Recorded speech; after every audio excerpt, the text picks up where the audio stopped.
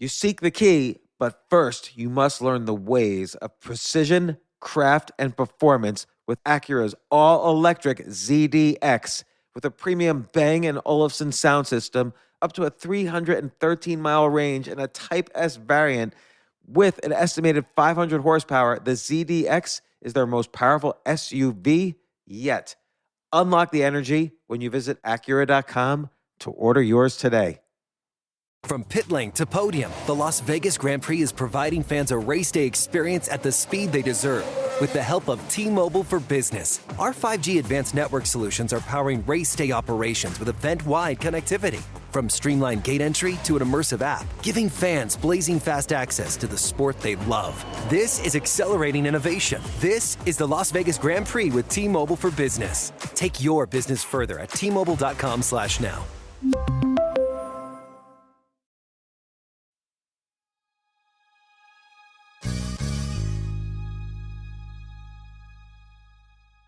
You know, I want to congratulate my friend Tim Ferriss on the 10th anniversary of his podcast. It is such an excellent podcast. It's one of the few podcasts I regularly listen to. Highly recommend it if you don't already listen to it. He's been a great guy, a great friend over the years. We don't always keep in touch, but I always count him among my long distance friends.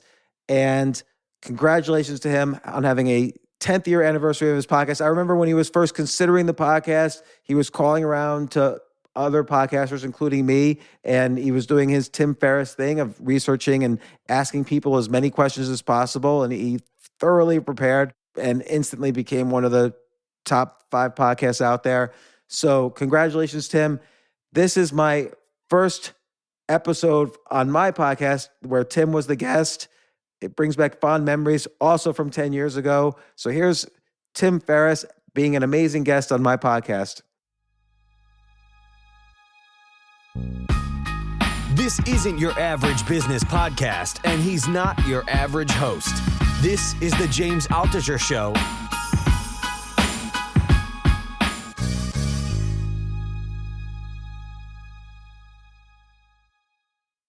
So, Tim, the first thing I want to talk about, and there's actually a lot of topics I want to talk to you about. So many things have been happening in your life, but the first thing is you bought the rights back to your TV show, The Tim Ferriss Experiment, and I was really disappointed initially when I heard that it was canceled. I was kind of going through them, and I didn't have a chance to watch all of them. So now am I going to have a chance to watch all of them?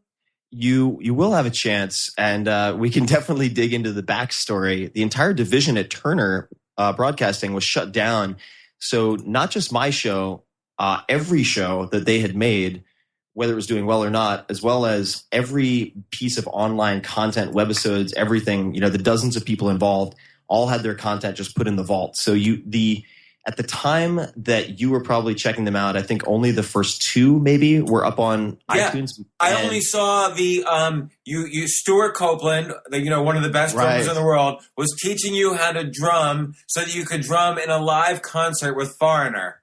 That's right. And they were kind of picking on you. Foreigner was kind of like saying, "You're gonna totally screw up, man." Yeah, they were good at applying some pressure, which it's sometimes you need the stern father to shake his hand at you. So I responded pretty well to that. But the show is going to have, I am launching, and by the time people hear this, they should be able to see it, which is all 13 episodes at once. I'm launching it House of Cards style. So I want people to be able to binge watch this whenever they want. I'm putting out everything at once. And it's been a long journey to get here. So I'm very, very excited about it. And it took a long time just to make the show in the first place, which was, a year and a half ago, with the people I wanted to work with. It took time to find an agreement where I would be able to select a group as talented as 0.0. They do all of Anthony Bourdain's work, which is really cinematic and gritty. And they have a reputation for just putting out kind of film quality verite as opposed to nonfiction television as opposed to so-called reality TV. And Tim, I spent some time working on documentaries. I used to work. Sorry about the train. I I used to work at HBO doing some documentary stuff, and I can see these episodes were not 4-hour work weeks. Like, no way. You must have done, it honestly looked to me about, I don't know, 50 or 60 hours or more of filming, and then another 20 hours of editing for each episode. That's what it seemed to me. Oh, at least. Yeah. I mean, at least you nailed it. So I would say two things. If you want a 4-hour work week, don't work in television, at least not in the traditional sense. Second thing is, the purpose of the 4-hour work week is obviously to be able to allocate time to what you want to allocate it to. And this was something it was the most exciting thing in my life at the time that we're putting it together. So I was happy to put in crazy time, but it ended up, we did, if you can believe this, James, you've done some production work before, so you'll appreciate this. 13 weeks worth of shows. So 13 weeks straight. And we're filming Monday to Friday. Then we fly out Saturday, have meetings on Sunday to prep for Monday, and then we're off to the races filming a new episode on Monday pretty much every time. We filmed my days were like 12 to 16 hours a day, every day for that 13-week period. Yeah, because you're not just being filmed, and I'm sorry to interrupt, but I just want to remind people, so this show was about you kind of learning these incredible feats from scratch. So it's not just you being filmed, it's also you spending the time to learn. Yeah. So it's hard. Well, it's not only me spending the time to learn, but also I was a co-executive producer. So I was reviewing all the rough cuts. I was reviewing the fine cuts, sending back production notes in the production meetings to figure out what type of scenes or camera positioning we might use. I mean, obviously I had very, very experienced people helping with the technical stuff. But it was a very collaborative, very intense process. And the goal, of course, being not to make it the look how cool Tim is show, but to showcase the trials and tribulations, the failures, the challenges, but also the occasional miracles that you can engineer with a better toolkit and just a handful of accelerated learning techniques that other people can use. So that's kind of the idea. I guess it's like Mythbusters meets Jackass in a way. I don't know. Also meets 4-hour Chef. Because I feel like the 4-hour Chef and the 4-hour Body captured a lot of the essence of what you were then trying to move into TV with. Oh, absolutely. And the fact of the matter is, I love text, but I find the process of writing books very isolating and brutal. And we're in a world where I still believe in the power of text. I don't believe it's dying, but not everyone is going to sit down and curl up with a 600-page book and dig in. So podcasting is obviously amazing because people can say yes to podcasting without saying no to other things. They can do it while they're jogging or cooking or commuting. But I wanted to try to tackle the visual medium because I had a lot of fun experimenting with video in the past. I always wanted to be a comic book penciler, and I was an illustrator for a couple of years in college, actually. So I fantasized about doing that, and the video gave me an opportunity to kind of shake out my wrist and storyboard things and try to put together a story arc based on whatever content I might shoot or already had. So it was a hell of the whole TV show was an experiment.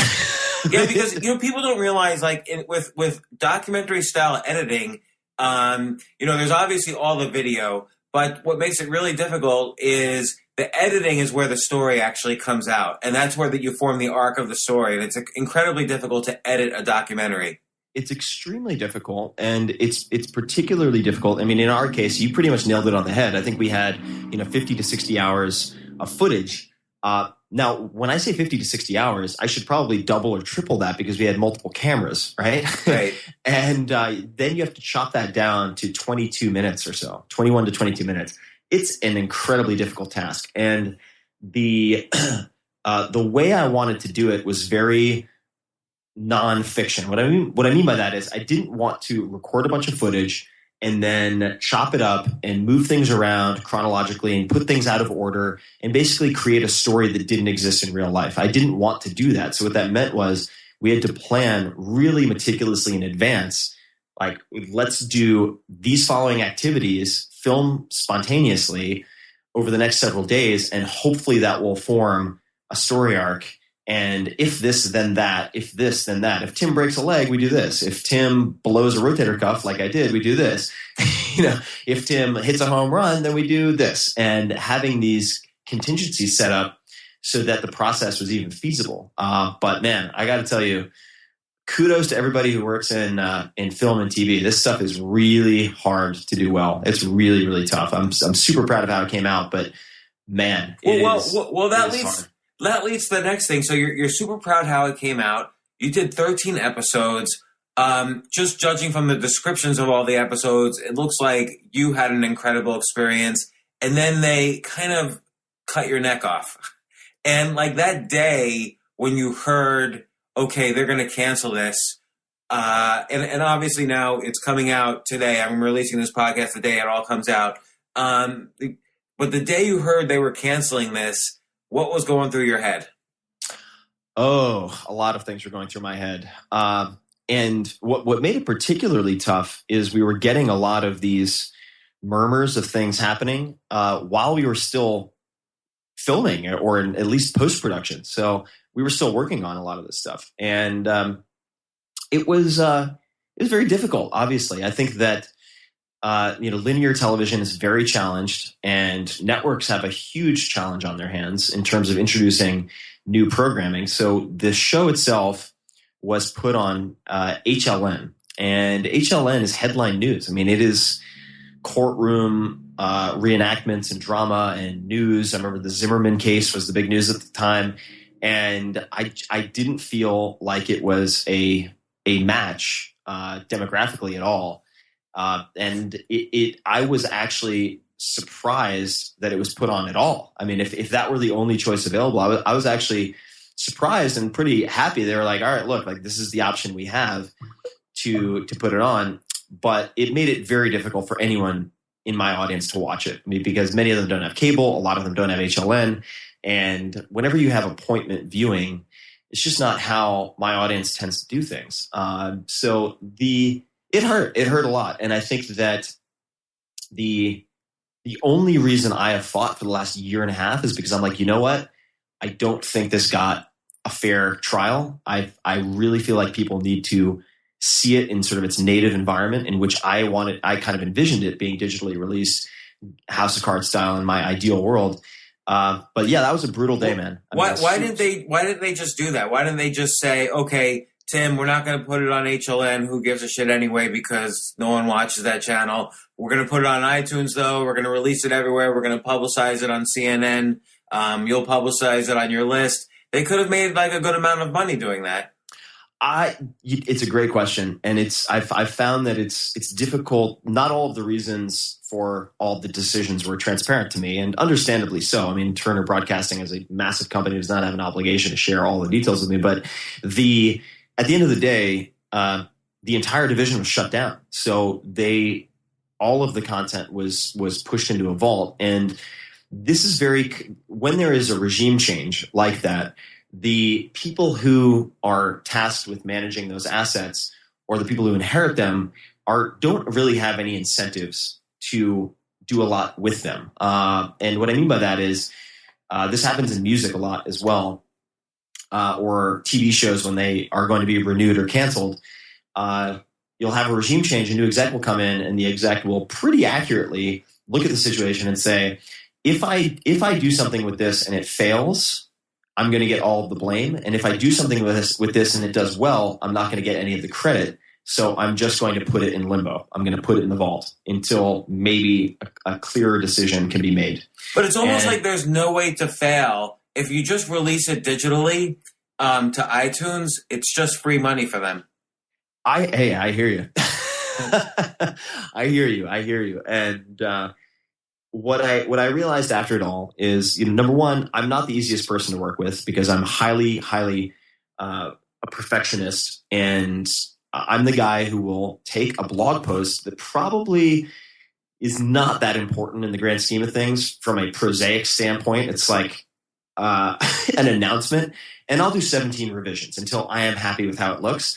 So when you take that level of OCD and impose it onto a group or people in a large company who are managing dozens of different properties, not just the Tim Ferriss experiment, it tends to drive people crazy. So on some level, I've realized if I were to do this again or to do more video content, I would want to go to Kickstarter or a similar platform, raise all the financing myself, and really run the show. I would want to hire everyone and do it myself because there's so many amazing freelancers out there. I mean, in this world where suddenly people are defecting from places like NPR to help people like you or me with podcast engineering and production, or even in TV and film, you see a lot of this. I mean, a lot of the best people are available as freelancers. And what I'm hoping this will do with me buying back the license to do digital distribution for this is that it will show artists out there, whether they're, let's say, writers whose books are out of print but they can't do anything with them because the publisher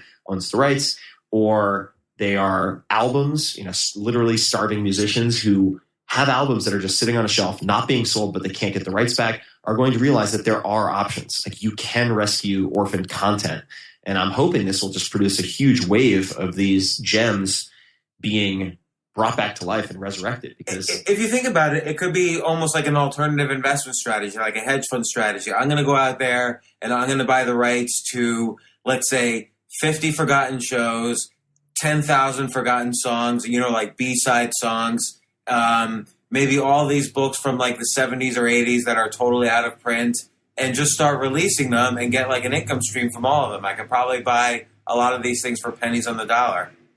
Yeah, I think that could be a very interesting strategy. You would need people on staff to manage a lot of paperwork if you are getting the rights from larger organizations, because the larger organizations are typically not highly incentivized to cooperate. But for instance, with the book club, I have a book club, the Tim Ferriss book club, and I try to resurrect these titles that I think didn't get the attention they deserved, and I produce audiobooks. And what I've found is it's generally not worth my time to try to negotiate with the Simon & Schusters and the Random Houses of the world, because there are too many levels, too many approvals, too many restrictions. It just eats up a ton of time. However, when you go to some of the smaller publishers or agents or authors who own their own rights, it's a totally different ballgame. Then you can do some really fascinating stuff. So I could see someone going out to creators who are doing really well on, say, a Vimeo or somewhere else and saying, hey, what else do you have that people haven't seen? Or what else do you have that I could help you distribute because I have an audience like you or me? That could be very, very interesting. And you're seeing that happening in publishing a little bit with publishers are almost using Amazon self-publishing as like the minor leagues. So 50 Shades of Grey was originally self-published. Wool, The Martian, then they all became bestsellers, self-published, and then Simon & Schuster and Random House would go and scoop them up. Movies would get made, and so on.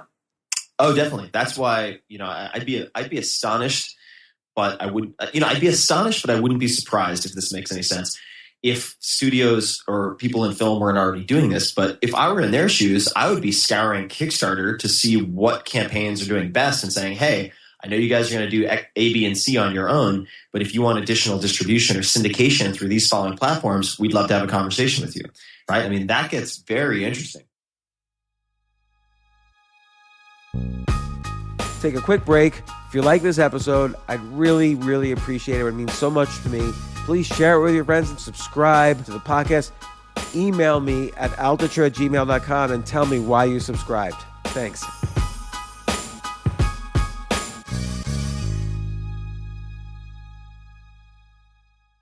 Yes, it's totally true. Airbnb has changed my life. If anything, they have made my life so much better. Like, I used to live in Airbnbs. I lived in over 100 or 200 different Airbnbs over a 3-year period, and I loved it. I became a really good guest of Airbnbs, and I got to know lots of hosts. So when I initially owned a house, of course, the first thing I thought was, I'm going to turn my house into an Airbnb because I travel a lot. So why leave my house unused when I can make a side income by letting others Airbnb my house or come to stay in my house as guests? And having my own Airbnb or being a host for Airbnb has allowed me to do just that. And I've met other hosts. I've actually spoken at Airbnb's host conference. I think it was in 2017. I met so many just nice hosts. It's a great community. And I love, turning my own home into an Airbnb. Like I'm traveling to Austin next month.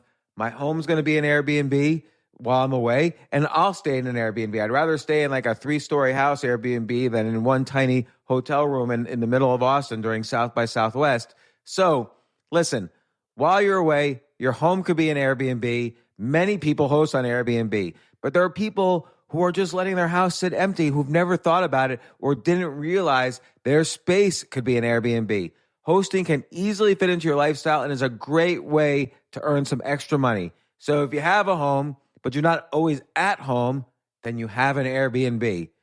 Your home might be worth more than you think. Find out how much at airbnb.com/host.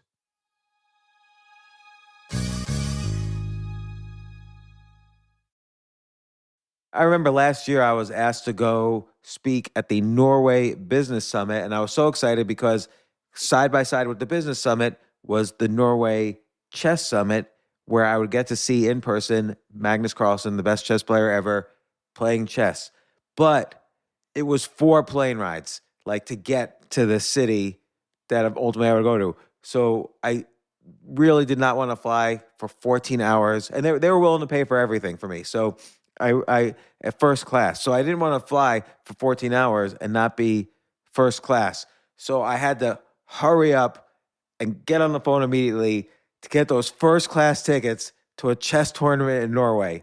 And listen, this is just like when, you have to know when you want the best of anything, you have to act quickly or someone else will get it instead. And I did not want those seats to fill up. So it's like if you're hiring for your business, you want to find the most talented people for your open roles before the competition scoops them up. I just was talking to a friend this morning where he was trying to decide between some programmers and he waited a little too long, and both the programmers he was interviewing took other jobs, like great jobs. So, what's the best way then to hire the best as quickly as possible? ZipRecruiter. ZipRecruiter finds qualified candidates fast. And right now you could try it for free at ZipRecruiter.com/James. Just try it and see. You'll find out. So ZipRecruiter's powerful matching technology takes center stage to identify the top talent for your roles. Immediately after you post your job, ZipRecruiter's smart technology starts showing you qualified people for it. And I know this because one time I signed up as an potential employee on ZipRecruiter, and I got nonstop. Even though obviously I wasn't looking for a job, I love what I do, but I just wanted to see what would happen because they were a sponsor of my podcast. And the most interesting jobs would pop up in my emails like, hey, you're qualified for this or that. And so it's interesting to see. So just go there and try it. Try ZipRecruiter.com/James. Amp up your hiring performance. Now, this is more for if you're hiring, but amp up your hiring performance with ZipRecruiter and find the best fast. See why 4 out of 5 employers who post on ZipRecruiter get a quality candidate within the first day. Just go to this exclusive web address right now to try ZipRecruiter for free. ZipRecruiter.com/James. Again, that's ZipRecruiter.com/James. ZipRecruiter, the smartest way to hire.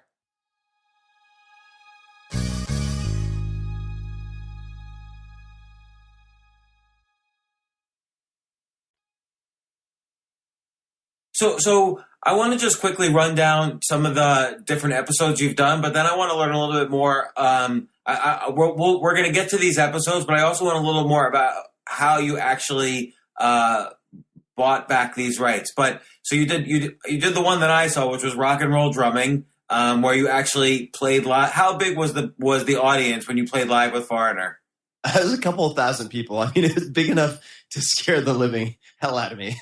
I would be scared. I can't even do like a TED Talk without crapping in my pants. So I can't imagine. You did Brazilian Jiu-Jitsu. Now I know you're like an athlete in a lot of ways, but was this totally from scratch?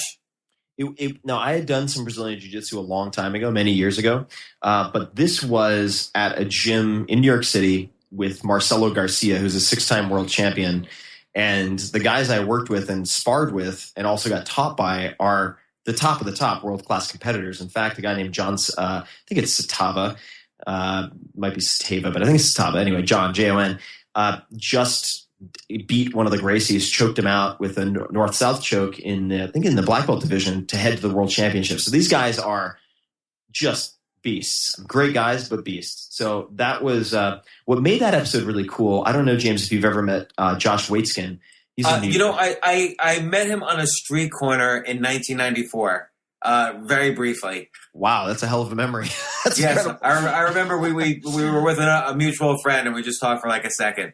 Yeah, so Josh is a very close friend. He was the kid or the inspiration for Searching for Bobby Fischer, right? Both the book and the movie. He's considered a chess prodigy. So he helped me learn jiu-jitsu through the lens of chess principles, which was so cool because Josh is also the first black belt, if my memory serves me right, under Marcelo Garcia. So that's one of my favorite episodes because we used both the jiu-jitsu and the chess and the parallels between the two.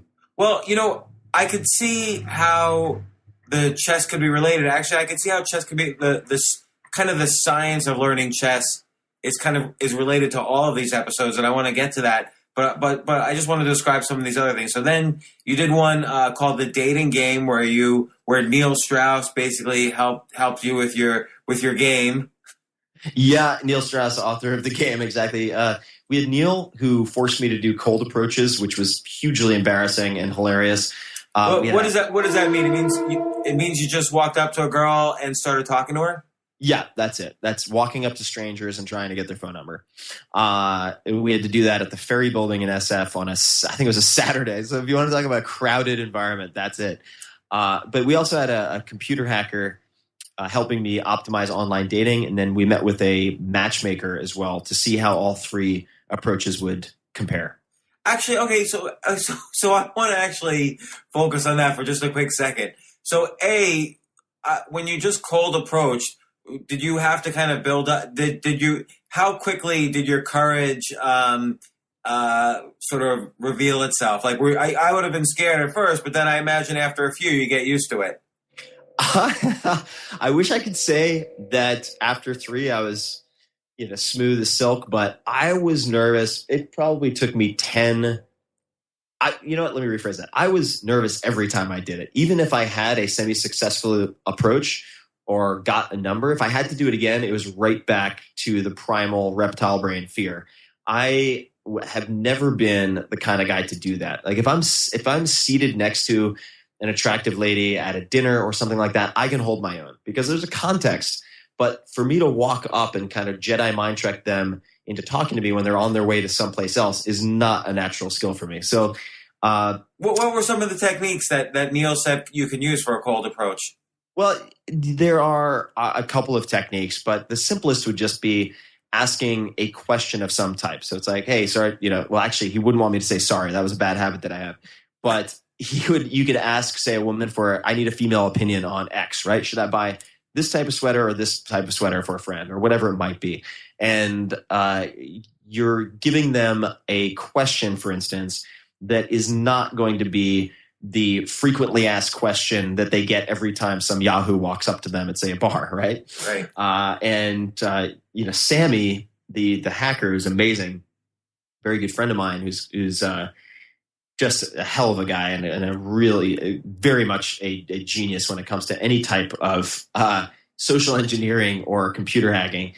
He set up a female dating profile for himself so that he could see what the headlines were in the messages that got sent via the inbox, like the messaging capability, and he was able to identify like the 2 or 3 things that came up repeatedly, and then not say those things. So there are ways to kind of optimize the system. A very interesting one is to split test your. You are split testing your profile pics, and you can use OkCupid even if I think you can use it even if you don't use the service. There's a feature called My Best Face, and it allows people in the community to vote you up or down, hot or not style, or Tinder style on your photos. And it will tell you after 24 hours or 48 hours or whatever, exactly which photos you should use for your profile. And I was really surprised at what did well. The photos that I thought would kill it tanked. And the ones that I couldn't care less about did really well. So it just goes to show how my intuition does not serve me very well. But you know what? That's interesting because the same thing happens in almost every area of life. So like take investing in startups. Almost nobody knows in advance what's going to make a successful startup, else everyone would just invest in the next Uber. Right. So, you know, people have a very inflated sense of what they can predict. And that's an example of it. Oh, 100% agreed. I mean, and there are a lot of great books that expand on that. I mean, Predictably Irrational, Stumbling on Happiness. We are terrible at predicting what'll work. So in the cold approaches, though, what did you find by the end of the week? What did work for you? Other than kind of asking these, you know, this sweater or this sweater questions, like were there any body language techniques? Oh, absolutely. Yeah. I mean, if you can just stand laterally so you're not like pressing them up against a farmer's market stall or anything like that, or invading personal space. So body angling, I think, is very important. General demeanor, if you come off as really super, super anxious, that obviously does not help matters. So I think that one of the most helpful rules that Neil forced me to follow, although I wasn't perfect in the beginning, certainly, was the 3-second rule. And that is, don't over deliberate approaching, just make the approach, just rack up mileage, basically. So I do think it is almost more than anything else a matter of inoculating yourself against fear by experiencing low level of fear over and over and over again. So I do think, like many things, this is a matter of repetition, but I don't think it doesn't take all too many. I mean, I think if you were to do it for an hour, you could very quickly be at ease with being ill at ease. Maybe you could, but you know, look at me. I would take at least a year or two. I think you'd be better. James, I'm going to challenge you there. I think you would be better than I was. I think that you, and I hope you take this the right way, I think you care less about what people think of you than I do. I try very hard not to be affected by. Like, what was the worst rejection you got? They weren't that bad. That's the thing. You just get people who are like really uncomfortable and anxious. They're like, sorry, I'm busy. I'm on my way somewhere. And then they split and they don't talk to you at all. There was no one threw ice cream in my face or. Well, what about though when you took it to the what about when you took it to the next step though and said, okay, you like this sweater? Can I have your phone number? Well, there were some steps in between that I managed to flub on a couple of different occasions.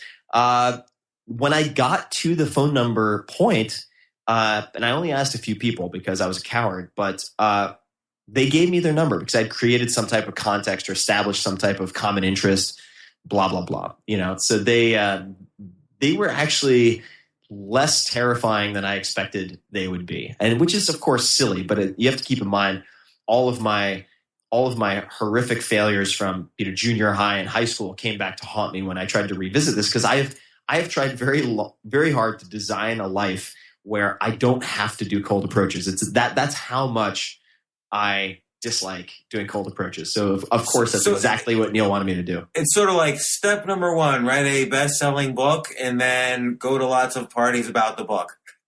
That's the best technique of all. Well, I mean, you could do that. You might end up dating people with questionable motives if that's your. That's true. If I took a copy of my book and like threaded it around my neck, and then people would ask me, I'd be like, "Oh, this thing? Yeah, let me tell you about this." But yeah, dinner's my game. Cold approaches, I could use some work, but I think it's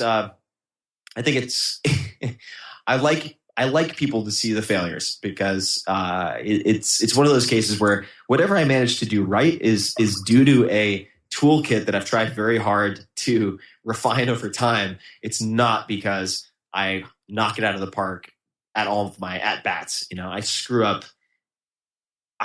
up more than most people I know. It's just that when you see the highlight reel in a bio or the book that's the end product, you don't see everything that goes into it and all of the face palming and sort of stumbling that went on in the process. Okay, so the 12th episode I was curious about because I played quite a bit of poker in my life, and did you start from scratch in your knowledge of poker? And I did. Yeah, I had never played a hand of poker. I had literally never played at all. So Phil Gordon is obviously a great player, and he was helping you. Yeah, Phil's made I think, I don't know, 3 or 4 million in purse, and he is a former computer science guy, so he was just the perfect person to sit down with me and could really walk me through the fundamentals, but also sequence things in the right fashion, and understanding that the challenge at the end of the week was to play heads up, one-on-one against a couple of professionals for thousands of dollars of my own money. I think it was $1,500 total or $3,000, something like that, which is real cash. And as you know, probably, you behave very differently, and your psychological state is very different when you're playing with your real money versus play money or no money. And also heads up versus a full table, statistics becomes much less important, and your actual reading of the body language and everything becomes much more important, and that's incredibly more difficult. It's super hard. All of the factors are hard. So poker was one of those that really – it was one of the many skills, this was not the only one, that addressed a phobia of math of mine that I've had since ninth grade. I had a very ball-busting teacher in ninth grade math who, for whatever reason, a female teacher, a very good teacher, but she had an axe to grind with all of the male students in the class. And almost all of them opted out of math after that I'm aware of, including me. So part of the reason I went to Princeton undergrad was because, and I don't talk about this much, but Princeton didn't have a math requirement. I would think you're an analytical kind of guy. I would think like math would be sort of natural for you. It's not, and I enjoy using math in the context of certain types of split testing and analytics and just self-tracking with blood tests and so on. But that's usually writing down numbers and doing basic arithmetic. The probabilistic thinking and mental calculation required of poker, because I did do some table play as well. It wasn't all heads up, but that was very counter to my own programming, because I've tried so hard to avoid it for so long. But poker is fascinating to me because it's not just dependent, obviously, on the math. It's dependent on many different factors, including patience, and different people have different styles of play. But statistically, the amount that or the percentage of hands that you fold is just mind-blowing, right? And people get bored, and then they start betting, and then they make bad decisions, and they lose a lot of money, oftentimes, not always. But that self-control was interesting to me, because what I don't have any trouble doing is being bored for a long period of time if I have a system that requires that. I'm okay with that. So right, that's so math can give you that at the table, but when you're heads up, you can't do that at all. It's the reverse strategy. Well, no, you can. When I don't want to give away too much, but I folded a lot in heads up, and I was running a lot of math in my head.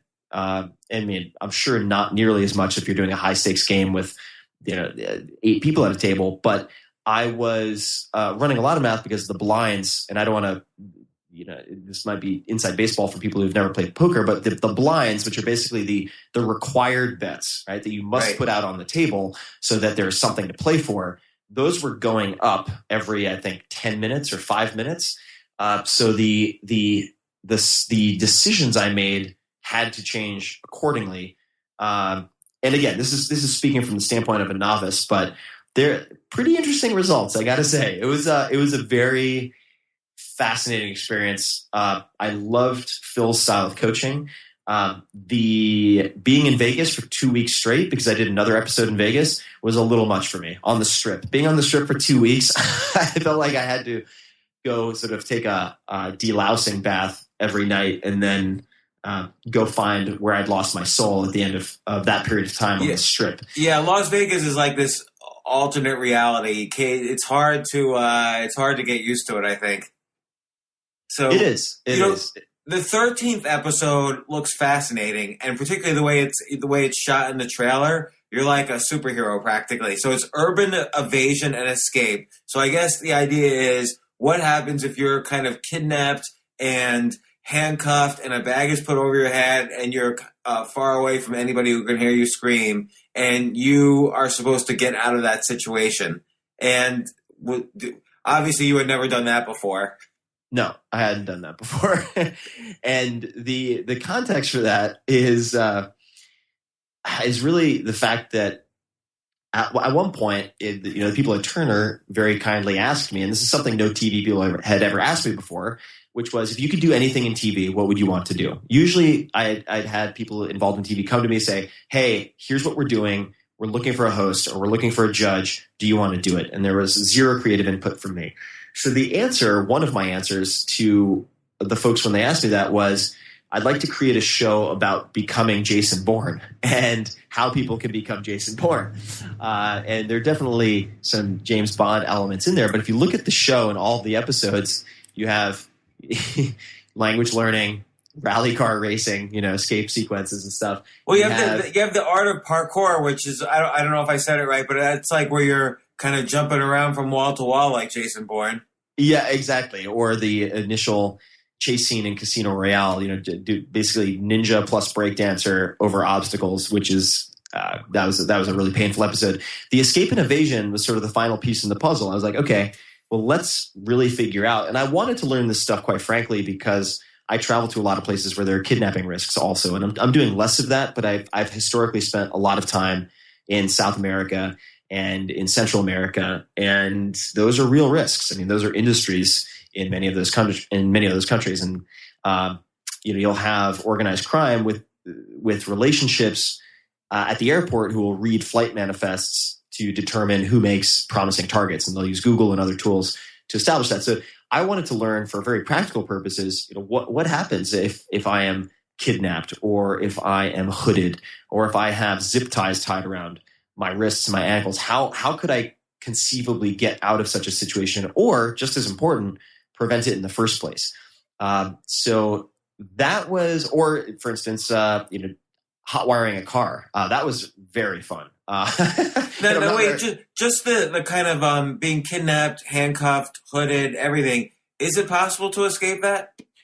It is, with some basic preparation, and in many cases, you don't even need a lot of tools. You could just use your body. And in fact, I mean, for instance, if you have someone wrap like 7 layers of duct tape around your wrists and your arms, which is very common in, say, hostage situations, that's very easy to get out of with no tools, astonishingly enough.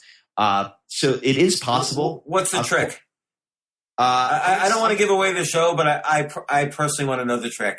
Okay, the trick is, and there are a lot of physics involved, I'll give you the basics, but what you have to do is sort of form fists with your hands, apply pressure outward with your wrists, and then slam the space in between your elbows into your own ribs. And clearly, you can do some damage to yourself. You could even break ribs. But if your choice is that or getting out, then that is one way to do it. And I was able to do that on the first try, I'm pretty sure. The duct tape was surprisingly easy to get out of.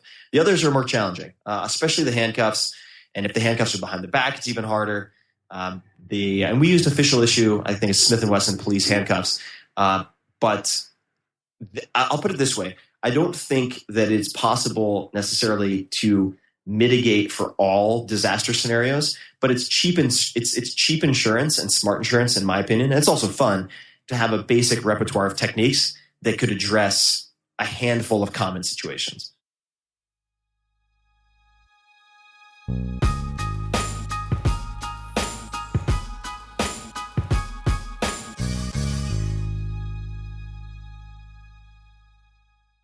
From a flat tire in the city to a dead battery on a distant drive, AAA is partnering with T-Mobile for Business to accelerate response times and get more drivers back on the road fast. Our nationwide connectivity powers location telematics, so AAA's fleet can find stranded drivers quickly while being fully equipped with the in-vehicle tools to have answers when they get there. This is elevating the member experience. This is AAA with T-Mobile for Business. Take your business further at T-Mobile.com/now. Life is a highway, and on it there will be many chicken sandwiches. But there's only one McCrispy. So go ahead and hit the turn signal if you know about this juicy gem of a detour.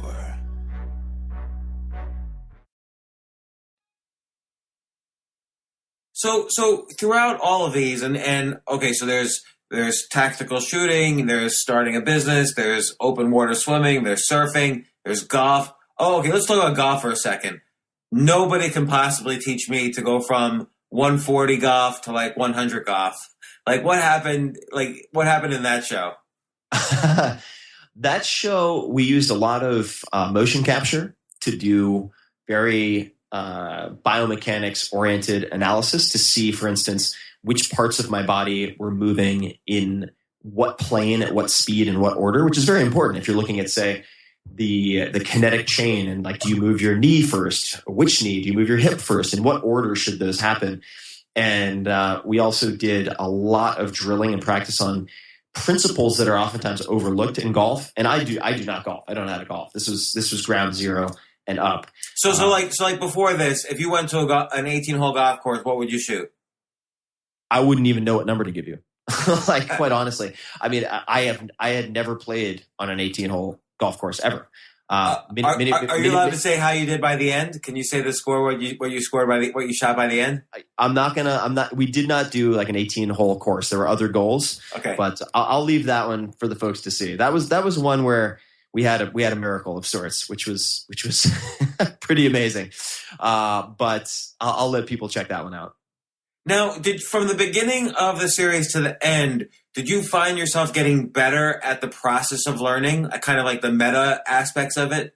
Definitely. Absolutely. And is it sort of like the difference between learning like a fourth language from learning a third language? You know, if you learn 10 languages, I'm sure the 10th is easier than the 9th. Yeah, it's very similar. And also, I learned a lot about managing the process, right? I mean, this is a team I hadn't worked with before, with a schedule I hadn't been on before. And so I started to figure out, like, okay, at what point should I interrupt training, or should I ask for a half a day of training without any cameras so that it's uninterrupted? Because really, I mean, a day of filming meant I maybe got 3 to 4 hours of practice. I mean, it was very insanely compressed. So when I say doing something in a week, for many of these skills, I only had maybe 12 hours of total practice. It was really, really stressful. But I did learn, for instance, that given the compressed time frame, at the end of the second day of practice, that night, I would have like a complete physical sense of overwhelm and basically a mini nervous breakdown. Like, it was very predictable. Like, because you were afraid you were going to fail at the goal. I was afraid I was going to fail, but it was also just an information overload point where I was hitting my biology, I mean, my neurophysiology. Maybe it was a depletion of neurotransmitters. I don't know the exact cause mechanically, but I was reaching a point where very predictably at the end of the second day at night, I would have the equivalent of a complete system shutdown. And that would require me to prioritize sleep, for instance, more on the second night than on some of the subsequent nights, because I needed that period of adaptation. And I could take things like supplements like Huperzine A to increase REM sleep to help with the skill consolidation and stuff like that. Wait, what's that supplement? I don't think I know it. Huperzine A, obviously it's very powerful. So I'm not a doctor, don't play one on the internet, so talk to your medical professional. But Huperzine A is an acetylcholinesterase inhibitor. It inhibits the breakdown of acetylcholine. And in the lucid dreaming community, which has been verified in sleep labs and so on, it's the ability of becoming conscious that you're dreaming when you dream, which has really fascinating implications for skill acquisition. But you can induce lucidity with greater frequency if you use Huperzine A. It would appear. And for me, since I'm using sleep and REM sleep, which some people speculate or theorize is involved with memory consolidation and skill acquisition, I wanted to use Huperzine A as sort of an unfair advantage to increase the rate at which I would absorb these new skills. But that would be much more. I didn't use it for the entire time of filming because I cycle on and off of it. I think it's a very powerful pharmaceutical. But these are the types of things that I figured out, given the constraints and the length of the show. On which day, for instance, should I increase my protein intake because I need to handle muscular repair, but might not have opportunities to do so otherwise. So I started having the production crew help get me isopure whey protein drinks so that I could take those like every 3 to 4 hours if I was doing something very, very intense, like the Brazilian Jiu-Jitsu or the parkour or something like that. Because I realized if I waited until after filming to consume protein, it was too late. I already had a lot of micro trauma and I would be incredibly sore the next day. So I started traveling with, an ultrasound unit and electrical stimulation unit and so on. And I should also say that a lot of the extra footage I was able to get a hold of. And what that means is instead of having just 22 minutes, I have hours of bonus footage, including extended interviews with, say, the golf instructor, extended demos, and all sorts of amazing footage that we just couldn't include because of space constraints. So that stuff is all going to be at 4hourworkweek.com/TV, just all spelled out, FOUR. So it seems like I know from, let's take a basic example like chess. So they've done all sorts of studies on what makes the difference between a chess amateur, a chess master, and a chess grandmaster. And the main thing is a chess master and a grandmaster is able to do a lot of pattern recognition. So, for instance, a castled king is considered a chunk of knowledge. And so rather than like an amateur who's studying where every piece is on the board, a master might be familiar with what to do with 10,000 knowledge of 10,000 chunks, and a grandmaster might have knowledge of 100,000 kind of chunks of knowledge. And do you find that it works the same way in all these other fields? Absolutely. 100%. And I do think, however... Because I noticed you were doing that on the first episode, the drumming. It was like you were extremely quickly trying to chunk the basic elements of drumming as opposed to just hitting the drums, for instance. Right. Instead of playing notes, identifying how to break it down to the pre-chorus, the chorus, so that you have these sort of discrete containers that are more manageable than 1,000 discrete pieces. And absolutely, you see that in the rally racing. It would be, where are you looking? How are you positioning your body? And what are the chunks in the visual field that you pay attention to as opposed to ignore? In chess, it could be exactly what you described, among other things. In fact, one of the bonus clips, there might be a little bit of this in the episode, but there's an extended scene. You'll love this. There's a bonus clip. I went to Washington Square Park where they have all the speed chess street hustlers. Man, I grew up in Washington Square Park. I should have gone out there and watched you go at it. And I brought a grandmaster with me who played one of the guys, and he played without looking at the board. And it's an amazing exchange. Who did you bring with you? Can I ask?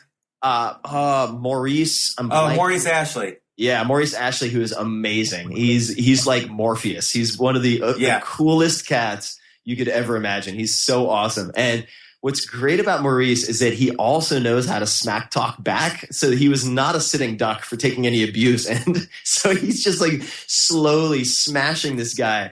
Actually, not so slowly, very quickly. And the guy's trying to shit talk to throw him off. And he's like, oh, well, don't get so funky now. And he's like watching him. And it's awesome. It's such a cool exchange. But the chunking into these discrete pieces is very accurate. With languages, same story, right? And that's why there are examples online. If you're a native English speaker, for instance, can you read this jumbled text? I don't even know if you would find it if you Google that, but there are examples of can you read this sentence?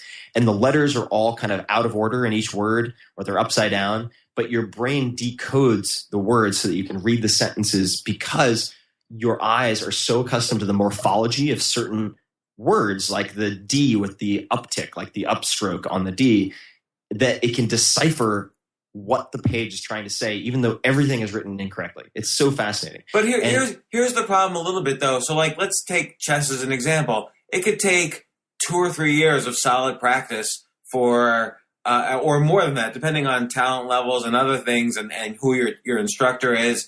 It could take years to learn those 10,000 chunks to play at a master level. And yet, let's take drumming. You're playing in front of an audience of thousands in a week. Well, I'd say 2 things to that. The first is there are definitely skills that allow you to fake it sooner than others, obviously. You can fake playing the drums a lot sooner than you can fake playing the violin, for instance. And that's absolutely the case.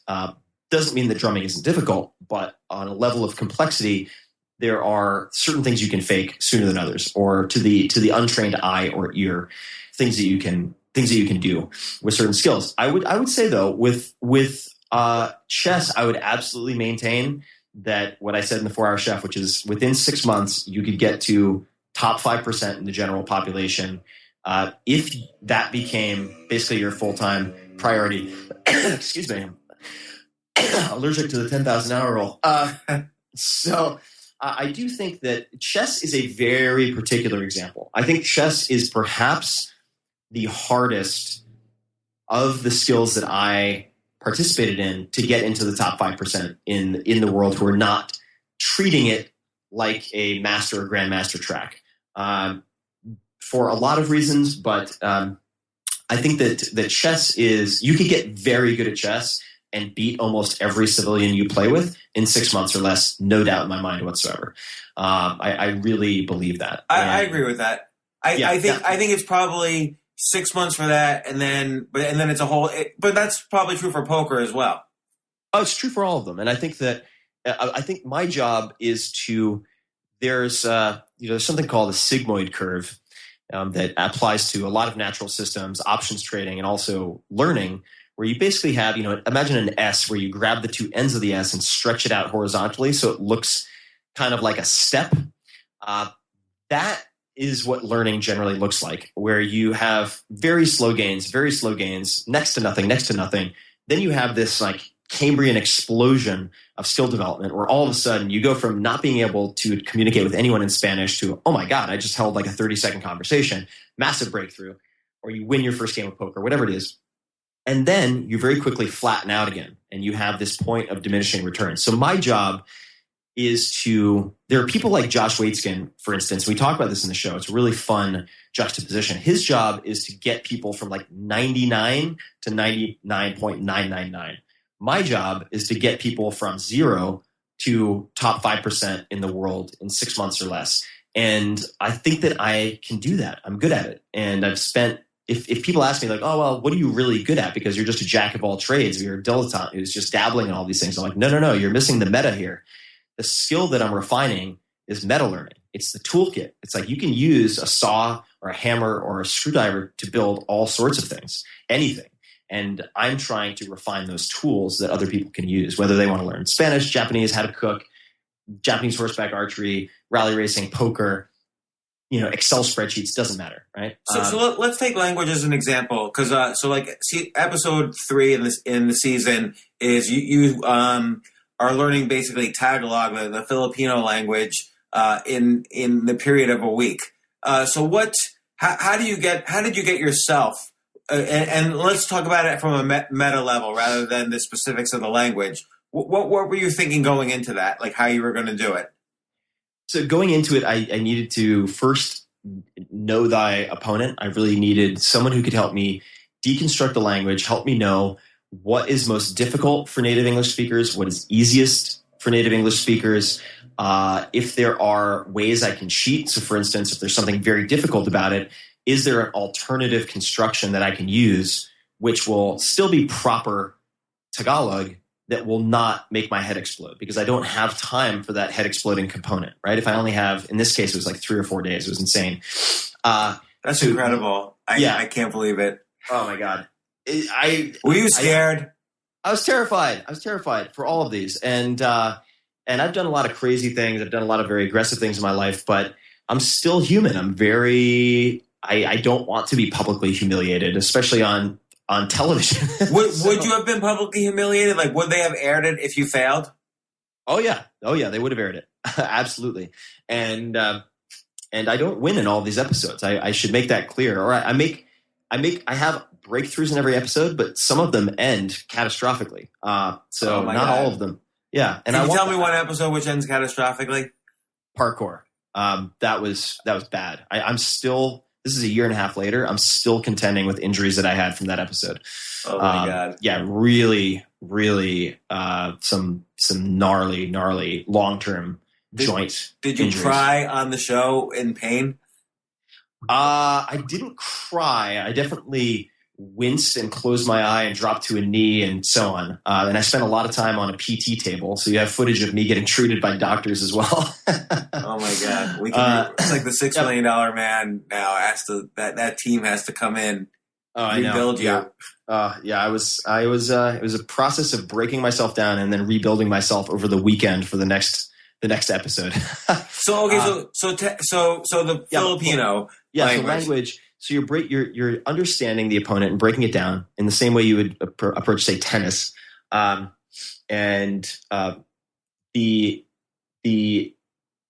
next step would be selecting the highest frequency vocabulary and grammatical construction so that I am getting sort of 80% of what I need from 20% of the content, right? Is that a memory thing? That is a memory thing. So I worked with some incredible people like Ed Cook, who trained a writer named Josh Foer, who wrote Moonwalking with Einstein, to become the national memory champion in the United States in 1 year. So I had Ed Cook helping me with some of the techniques. I, of course, have a lot in my own back pocket just after years of doing this. And so you're using mnemonic devices, memory tools and devices to memorize, hundreds and hundreds and hundreds of words in 1 or 2 days. It's very achievable, but very intense. And then practicing in live environments as much as possible. So in LA, I stayed with a family that spoke Tagalog. That was a key component. And then really trying to predict, like, okay, what are the questions they're most likely to ask me in an interview, right? And this is something you can do anytime you learn a language. They're going to be asking you questions like, why did you choose to learn X? Where are you from? Do you have any brothers or sisters? Where did you grow up? So I had to make sure that I wrote out my biography, right? Like, here's Tim's life story, and then basically broke it down into responses to questions. And I was like, all right, I need to learn at a very minimum as a starting point all of this. And then stalling tactics, right? So what are the techniques that you can use in Tagalog that are like, oh, that's a good question. Well, I'm really glad you asked that. Give me a moment to think about that. I want to give you a good answer. If I'm having trouble recalling a certain phrase or word, right? How do I buy time so that I have 10 seconds to try to process? These are all approaches that you can use in other skills. So you can buy time in many different ways. You can find coping mechanisms. But perhaps the most important thing to do with all these skills is look for unorthodox teachers and practitioners who are good at it, who shouldn't be good at it. So someone who has very little training, who's really good at it. Let me just say one more thing. Or for instance, if you're trying to learn how to swim, like study amputees. How do people without legs swim? And that will teach you more about biomechanics than all of the so-called best practices and traditional swimming manuals combined. If you're looking at ultra endurance running or running marathons, find someone who's really, really big who can do it and has good time, because they are compensating for sort of bad God-given build and genetics for this particular sport with technique. And you can't copy attributes, right? Like Michael Phelps' hands and feet size. You're not going to get that just by taking growth hormone or something. So you have to make up for it with technique. So that's very interesting. So let's take something like basketball. Okay. So, neither you or I are 6'8" or anything like that. So how would you, and basketball is not in your series at all. If you were told today, okay, Tim, you've got 5 days to become a basketball champ, or at least, compete with the Knicks a little bit, what would you start doing? I would, well, the Knicks is a tall order, but I would say I would focus on, I would do an assessment, like almost like a business. So I would do a SWOT assessment, right? I would have sort of the strengths, weaknesses, opportunities, and threats. What are the things that could go right? What are the things that could go wrong? Given that my vertical leap is X and this, and this fit this profile, what would I have to focus on to even be a team member?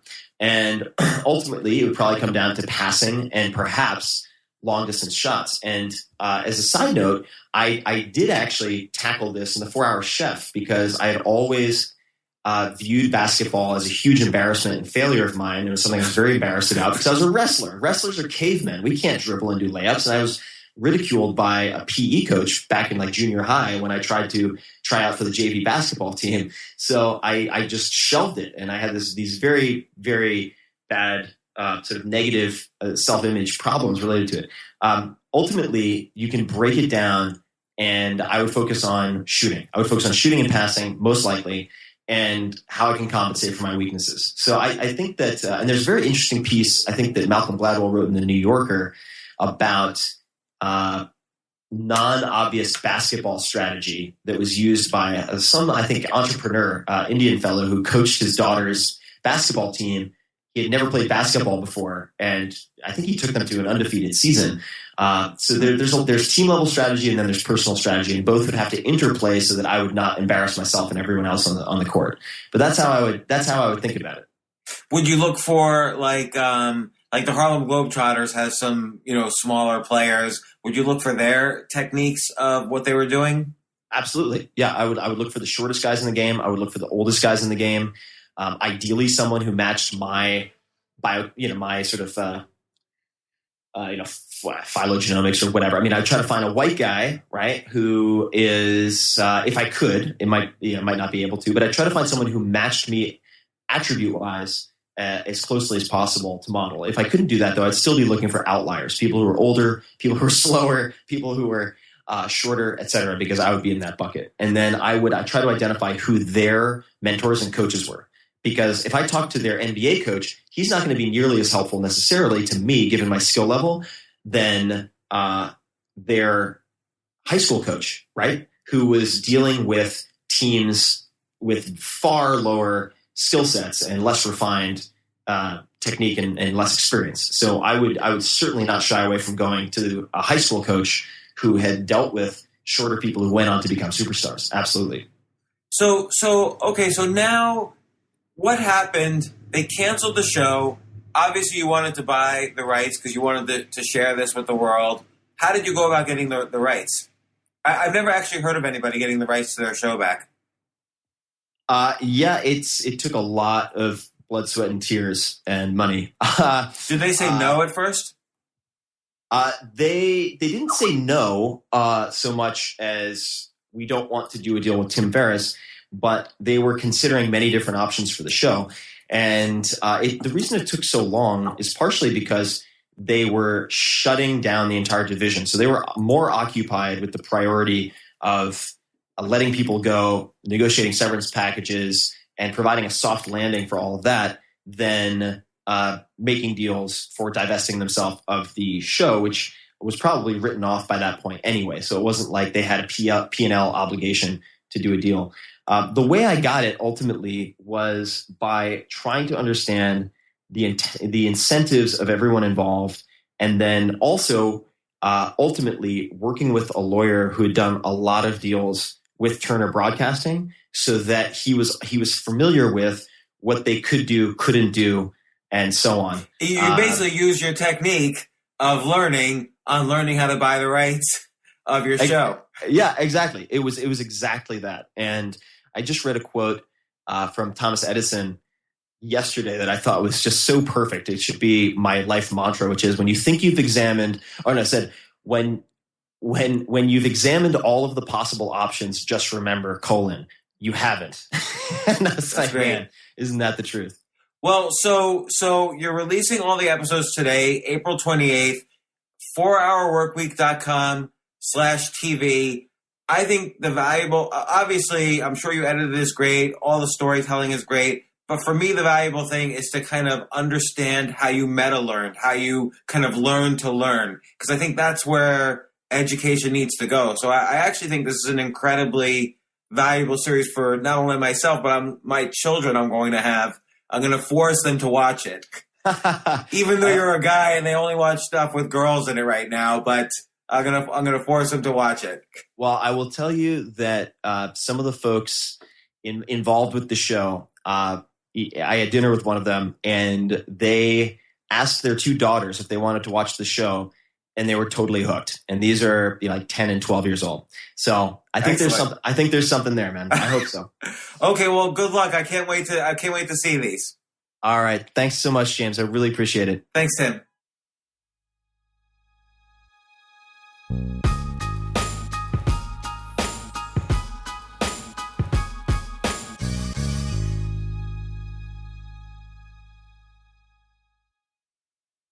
From a flat tire in the city to a dead battery on a distant drive, AAA is partnering with T-Mobile for Business to accelerate response times and get more drivers back on the road fast. Our nationwide connectivity powers location telematics, so AAA's fleet can find stranded drivers quickly while being fully equipped with the in-vehicle tools to have answers when they get there. This is elevating the member experience. This is AAA with T-Mobile for Business. Take your business further at T-Mobile.com/now. At Capella University, you'll get support from people who care about your success. From before you enroll to after you graduate, pursue your goals knowing help is available when you need it. Imagine your future differently at capella.edu.